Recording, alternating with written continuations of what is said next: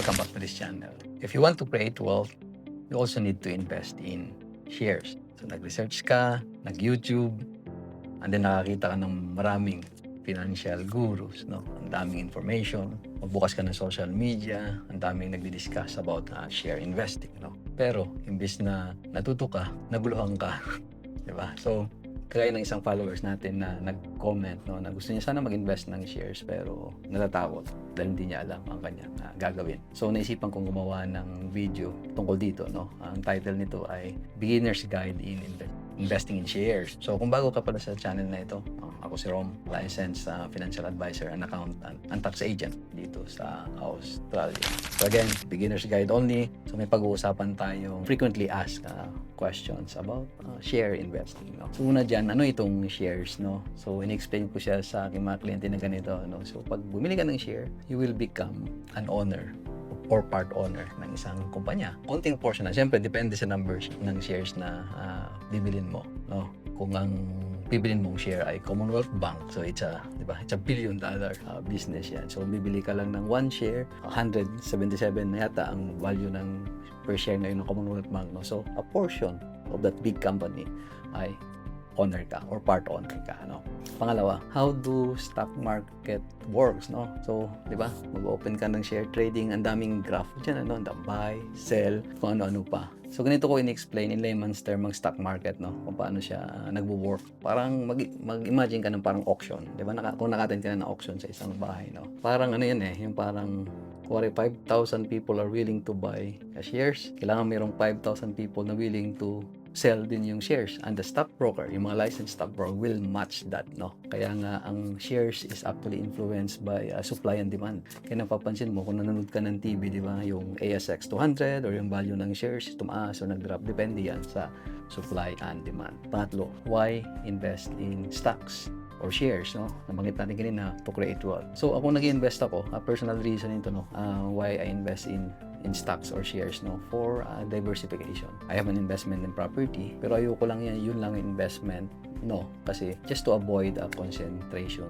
risk, dapat you diversify your portfolio as well, ano. And in terms of returns kasi, economic history, economic theory, no, na itong mga shares, itong mga businesses, always outperform din yung yung cash, time deposit, or yung bonds, no. So one way of creating or beating the inflation is to put some of your money into business or into shares, no. Next is risk and rewards, no. Yes, reward natin is a better return, but there's a risk as well in investing in shares, no. Ang shares kasi is affected by global economy. Negosyo kasi itong mga ito, affected by employment, affected by inflation, affected by government decision, no, or maybe sometimes it's affected by politics, no. Yun naman ang risk na tinitake natin in investing in this kind of product. Next is how do I make money in shares, no. Dalawang way to make money in shares, no. First dyan is yung capital gain or capital appreciation, no. Kasi part owner ka ng company, di ba, no. So as the company earns more profit, invest in their business and in the asset of the business, the value of the business grows, kasama ka doon. A common example dito is ang Commonwealth Bank again, no. In 1991, $5 lang yan per share. Ngayon is 170 plus, no. So imagine the capital growth, capital appreciation ang tawag niyan, no. So anong kita mo doon? Kung nilinis mo siya ng $5 at binenta mo siya ng 170, there's 165 na profit sa'yo. That's yan ang una, no? Pangalawa is dividends. Nabanggit ko na magiging part owner ka ng kumpanya. And of course, yung mga businesses na yan, kumikita yan, no? And nagdi-distribute ng profit yan sa shareholder, sa owner, no? Commonwealth Bank again, twice a year yan nagbibigay ng dividend or yung profit na distribute sa inyo, no? March at saka September yan, So last March, $2 something ang binigay nila na dividendo per share, no? And then another one is yung final dividend nila sa September. Di ba natin alam kung magkano ang distribute na depende sa financial year and performance ng Commonwealth Bank, no? Next is how should a beginner start investing? So bago ka mag-investing in stocks, no? So bago ka mag-umpisa, you need to answer this question siguro, no? How long do I invest? Gaano mo katagal ang pera na nakalagay diyan sa business na yan, no? Or sa shares na yan? How much money you're willing to invest or to take risk, no? Ano ang returns na hinahabol natin?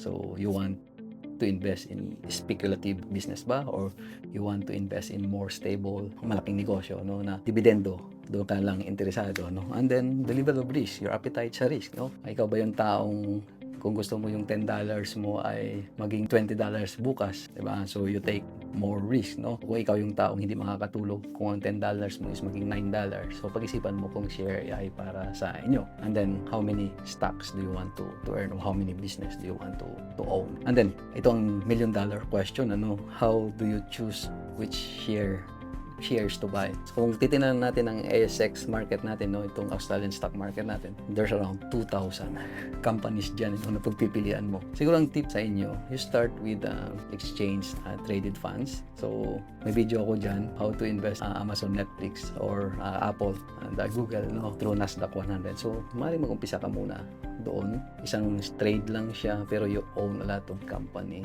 Individual shares naman, you have to go into blue chips muna to start with, no? Pag namin yung blue chips, yung mga big companies, no, like Commonwealth Bank, West Farmers, the big four bank, no, Rio Tinto, BHP, mga stable kasi na kumpanya yun, very liquid and very profitable in the long term, no? So kung may natutunan ka sa discussion natin ngayon, like and subscribe.